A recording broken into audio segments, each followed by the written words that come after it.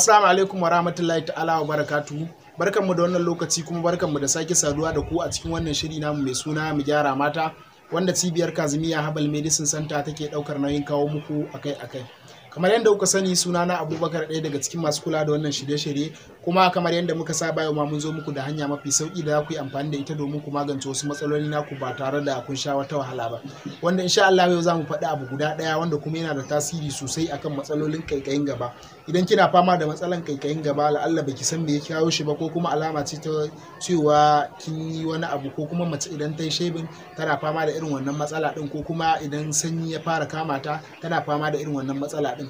To insha Allah ga abu ɗaya wanda zaki amfani da shi idan kina shafa zaki ga wannan matsala taki ta kau.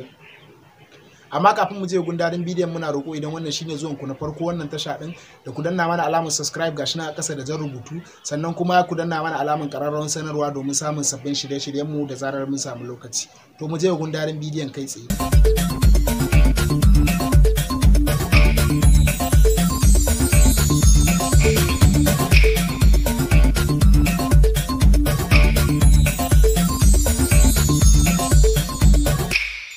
Insha Allah idan kina so ki kiyaye kanki daga wannan matsala ta kaikayin gaba, abubuwan da zaki amfani da shi ba wani abu ne mai wahala ba. Zaki je ki nemo man kwakwan ki original coconut oil kenan.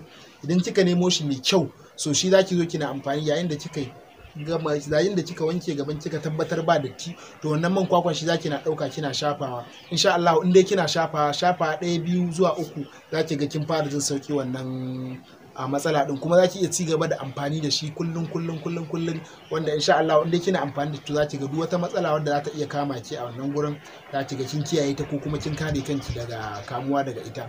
Ku ci gaba da kasancewa da wannan tasha ta mu gyara mata domin samun sabbin shirye-shiryen mu da zarar mun samu lokaci. Kada ku manta, idan har wannan bidiyo namu da muka yi ya burge ku, to muna roƙo da ku danna mana alamar like. Mun gode, mu haɗa bidiyo na gaba.